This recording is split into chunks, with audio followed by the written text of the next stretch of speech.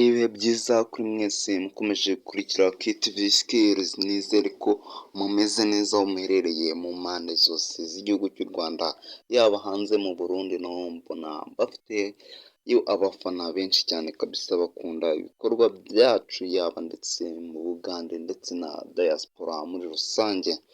Nizere ko mumeze neza rero, iyi ni ya channel yanyu KTV Skills muri ka kanya kacu ka now. Uyu munsi noneho mugiye kumenya iki? Mbazaniye top 10 kabisa, top 10 abasore bari handsome kurusha abandi muri iki gihugu cyacu cy'u Rwanda. Ubwiza aho iyo buhageze buri wese ashaka kukubwira umwiza bitewe n'uburyo ki abyiyumvamo, gusa urutonde twarukoze twifashishije groupe za WhatsApp tubaza ese murabona twabitondeka gute. Rero urutonde nirwo ngiye kubagezaho rw'abantu benshi uko bahurijeho abo bahisemo, nanjye nibo navuze ati ibyo ari byo byose umuntu abantu benshi bahurijeho byanze bikunze ashobora kuba hari ukuntu ari mwiza, gusa ntibivuze ko ari hamwe. Nawe muri comment ushobora kwandikamo ukatubwira ati njye ndabona byari kugenda gutya, cyangwa se uyu katajemo. Muri comment tuze kuhahura kabisa muma ibitekerezo byanyu. Kadutangire ku mwanya wacu wa 10 turasanga Roskana kabisa, mwamenye mu ndirimbo bise Fudetwa kabisa. Niwe ni umusore w'umunyarwanda uri mu beza kabisa, afite n'indirimbo yitwa Sesa nimba mutari kumwuka neza mwajya kuri YouTube mugasacinga Roskana kabisa marita mumubona. Nawe nuwo dusanze ku mwanya wacu wa 10. Ku mwanya wacu wa 9 kabisa Mukunzi Yannick mwamenye cyane mu ikipe ya Rayon Sports ndetse n'ikipe ya APR, ubu akaba akina hanze y'igihugu cyacu cy'u Rwanda kabisa, ndetse akaba anakinira ikipe y'igihugu Amavubi rimwe na rimwe. Mukunzi Yannick ufite umugore mwiza cyane bita Iribagiza Jolly kabisa, ni umwe mu basore b'abanyarwanda bakunzwe n'abakobwa benshi kabisa, dore ko iyo yabaga ari mu kibuga biba byigaragaza, abakobwa baga basize barize kabisa, ukabona ko ari byo bimushyira ku mwanya wacu wa 9 mu basore bakunzwe cyane n'igitsina gore muri iki gihugu cyacu cy'u Rwanda. Ku mwanya wacu wa 8 turasanga umunyamakuru wa RBA kabisa, Rugaju Rigani kabisa. Si ugukundwa n'abakunda imikino gusa, ahubwo ubushakashatsi twakoze twasanze hari n'abantu baba badakunda iby'imipira ariko bakajya kuri radiyo kugira bumve Rugaju Rigani. Byaranagaragaye cyane kandi ubwo yabaga yagiye mu ntara ukuntu bamusariraga abakobwa, nibo ndi kubabwira. Rugaju Rigani rero igikundiro cye, ubwiza bwe bugaragara inyuma, biri mu byamushyize ku mwanya wacu wa 8 w'abasore beza muri iki gihugu cyacu cy'u Rwanda. Ku mwanya wacu wa 7 turasanga umuhanzi Andy Bumuntu kabisa, mwamenye mu ndirimbo nziza nyinshi nka On Fire, Appreciate kabisa n'izindi zigiye zitandukanye. Nawe ni umwe mu basore byagaragaye ko akundwa n'igitsina gore, haba mu Rwanda ndetse no hanze y'u Rwanda kabisa. Ubu ngubu akaba ari n'umunyamakuru kuri Kiss FM kabisa, ikorera mu mujyi wa Kigali. Andy Bumuntu nawe ni umwe mu basore b'abanyarwanda dusanga ku mwanya wacu wa 7 mu basore bakunzwe n'igitsina gore. Ku mwanya wacu wa 6 turasanga Ngabo Medal kabisa, ukorera umuziki muri Leta Zunze Ubumwe za Amerika, ubu wiyeguriye umuziki wo kuramya no guhimbaza Imana.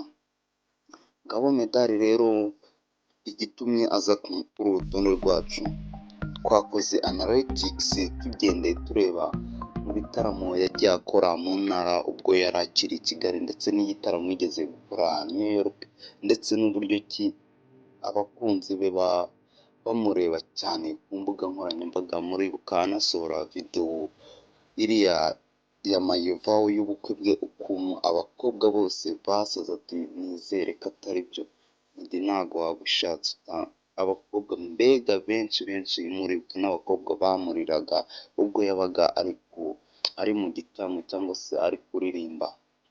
Ibyo rero n'ibindi byose twakusanyije n'uburyo ki ari umusore w'iboga ariko bisa bigaragarira amaso, akaba ari byo byatumye tumushyira ku rutonde rwacu, akaba yaje ku mwanya wacu wa gatandatu kabisa. Ngabo Meddy washatse umunya Ethiopiyakazi. Ku mwanya wacu wa gatanu, mbere y'uko tuhajya mwibutsa kubanza kureba munsi nimba wamaze kutwiyungaho ugakora subscribe, likes ndetse ugasharinga ku bandi bantu n'abawe nabo bakareba se u Rwanda abasore beza ni bande. Tujye ku mwanya wacu wa gatanu, Juno Kizigenza kabisa, umuhanzi w'umunyarwanda nawe ubikora neza kabisa, ubikoze mu gihe gito akaba ageze ku rwego rushimishije. Juno Kizigenza uhereye ku ndirimbo yise Mapfumura ariyo yamutumbagije, ari nayo ya mbere ye kabisa, wazamuwe na Bruce Melody. Juno Kizigenza yigeze kuvugwa mu rukundo na Ariel Ways, gusa nyuma baje gushwana nabi cyane. Gusa Juno Kizigenza nawe mu bintu byatumye tumushyira kuri urutonde rwacu, twarebye mu bitaramo yakoze cyangwa se muri komenti abantu bamwandikira mu gihe yasohoye indirimbo, uko biba byifashe, akaba aribyo twagendeyeho. Twarebeye cyane ku gitaramo yigeze gukorera ubundi, ubwo abakobwa bose basaraga kabisa ati Juno wacu, kandi ari igitsina gore kiri kubimubwira. Ibyo rero n'ibindi twakusanyije nk'iyo yasohotse cyangwa se mu gihe ari gukora ibitaramo mu Rwanda, uburyo ki abafana baba bamwakiriye, bituma tumushyira kuri uru rutonde rwacu, akaba yaje muri mwanya wacu wa gatanu. Ku mwanya wacu wa kane turasanga producer Element kabisa, umuhanzi urenze, navuga sinzi ukuntu namusobanura uyu muhungu, gukora indirimbo ya mbere ikaba igeze muri miliyoni 10, akaba afite indirimbo zigera kuri 3 zose kabisa ziri hejuru, hari nk'iyo bita Fou de Toi yakoranye na Bruce Melody ndetse na Ross, kandi yakunzwe cyane kabisa, iri muri miliyoni hafi 17. Wajya kuri YouTube ukareba uno musore kabisa, ni umwe mu basore bakunzwe cyane, kuko biba bigaragara, kandi bigaragara ko ari na handsome of course. Element ni mwiza kabisa. Bikaba rero twagendeye nayo ahantu asigaye, ahantu akunda kugaragara udutendo aba arimo, uburyo ki igitsina gore kiba cyamwakiye cyangwa se kiba cyamukunze cyamusariye. Ku mwanya wacu wa gatatu, kubanza kureba munsi nimba wakoze subscribe, twinjirane ku mwanya wa gatatu, turahasanga umusobanuzi Rocky Kimomo, ngombwa byose, sherifu, animateri n'andi mazina agenda yitazira kabisa. Rocky Kimomo umusobanuzi wa filime, abenshi bamukundira ijwi rye rinyoroheje kabisa, ndetse n'udutendo cyangwa se zirengeze agenda akoresha muri filime, bikaba ari ibintu bituma igitsina gore kimukunda. Si igitsina gore gusa, Rocky akunzwe n'ingeri zose, biragaragara kabisa, uburyo ki akurikirwa cyane n'abantu benshi, amalikes, amaki, byose biri mu bituma uyu musore aza ku mwanya wacu wa gatatu mu basore beza.